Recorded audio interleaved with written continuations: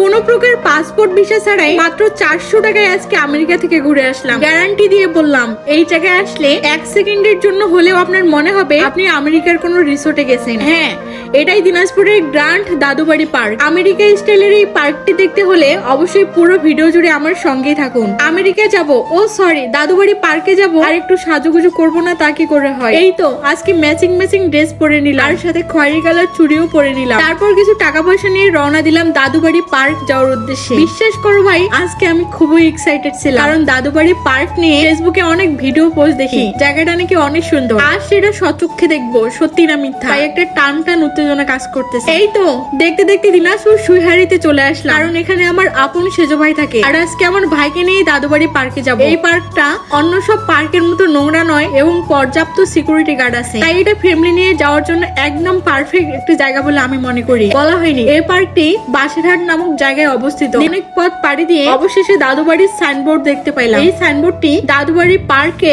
1 kilometre দূরে বসানো হয়েছে এবং সাথে একটি সিকিউরিটি গার্ডও বসিয়ে দিয়েছে, যাতে করে কারো এই পার্কে যেতে অসুবিধা না হয়। এই সাইনবোর্ডের গা ঘেঁষে ঠিক পশ্চিম দিকে 1 কিলোমিটার পথ গেলে দাদুবাড়ি পার্কটি দেখতে পাবে। রাস্তাগুলো এখনো সেভাবে উন্নত করা হয়নি। এই তো ফাইনালি চলে আসলাম দ্য গ্র্যান্ড দাদুবাড়ি পার্কে। এখানে আমার মতো অনেকেই ঘুরতে আসছে। তারপর গুটি গুটি পায়ে দাদুবাড়ি পার্কে ঢুকে গেলাম, আর এখন আমি টিকিট কেটে নিব। আর এখানে টিকিট মূল্য মাত্র 100 টাকা। আমরা যেহেতু 3 জন ছিলাম, তাই আমি 3টা টিকিট কেটে নিলাম। আজকে কেন জানি কয়েন দিল না, এর আগে আসছিলাম আমাকে কয়েন দিয়েছিল ভিতরে প্রবেশ করার জন্য। যাই হোক, এখানে টিকিট দেখে ভিতরে ঢুকে গেলাম। ভিতরে ঢুকে এত সুন্দর ভিউ দেখে আমি তো 1 সেকেন্ডের জন্য হলেও ভুলে গিয়েছিলাম যে আমি বাংলাদেশে আছি। পুরো বাইরের দেশের স্টাইল কপি করে পার্কটি ডেকোরেশন করা। সুন্দর তো হতেই হবে, তাই না? তারপর এখানে একটা প্রজাপতি দেখলাম। এই প্রজাপতির সাথে কিছু ছবি আর ভিডিও করে নিলাম। আর পিছনে ছিল পানির উপর ঝুলন্ত কাচের ব্রিজ। নিচে এখানে অনেকগুলো নৌকা ছিল, বাচ্চা থেকে বুড়ো এখানে সবাই উঠতে পারবে। টিকিট মূল্য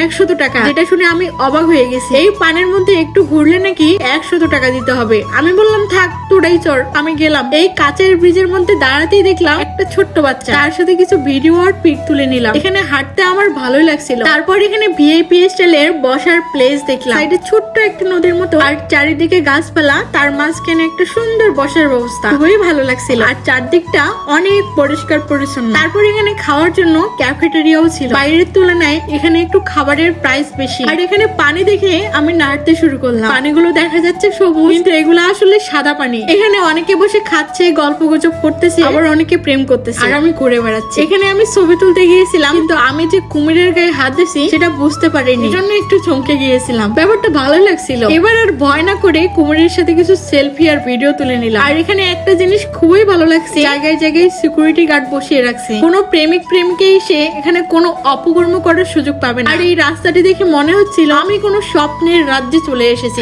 হ্যাঁ, এখানে দেখি কুকুরও ঘুরতে আসছে জোড়া বেঁধে। আর জায়গায় জায়গায় এরকম ছোট্ট ছোট্ট স্পেস রয়েছে বসার জন্য। আর এত সুন্দর জায়গা দেখে আমি তো ছবি আর ভিডিও করতে ব্যস্ত।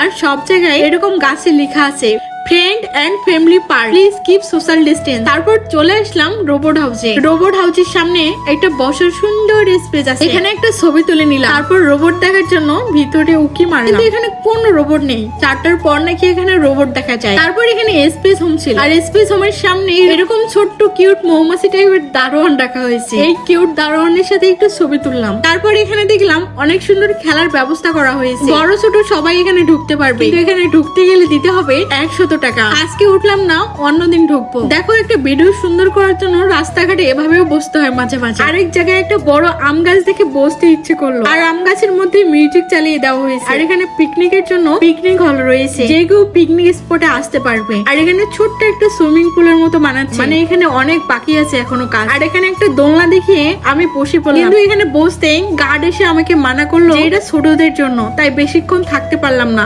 আবারও প্রমাণিত হলো ছোটবেলার জীবনটাই সব থেকে সুন্দর জীবন। আর এইদিকে আরেকটা পার্কের কাজ চলতেছে, এখানে বড় ডাইনোসর বানিয়ে রাখছে, সাথে ডাইনোসরের বাচ্চা ছিল। আমি শিওর কয়েকদিন পর এই ডাইনোসর দেখার জন্য 100 টাকার টিকিট কাটতে হবে। আর হঠাৎ এই টেডি বিয়ারকে দেখতে পেলাম। এর কাজ হচ্ছে ঘুরে ঘুরে মানুষকে বিনোদন দেওয়া। তাকে আমি ক্যামেরার থেকে ঘুরিয়ে দিচ্ছিলাম, কিন্তু সে আমার দিকে তাকিয়েছিল। তার মুখটা দেখার আমার খুব ইচ্ছে ছিল। অনেক বকবক করলাম, এবার এক্সিট পয়েন্টে চলে আসলাম। এখন আমি চলে যাচ্ছি। তোমরা কে কে এই দাদুবাড়ি পার্কে আসতে চাও অবশ্যই কমেন্ট করে জানাও। যাই হোক, এখন টাটা বাই বাই জানিয়ে আজকের মতো দাদুবাড়ি পার্ক থেকে বেরিয়ে আসলাম। আল্লাহ হাফেজ।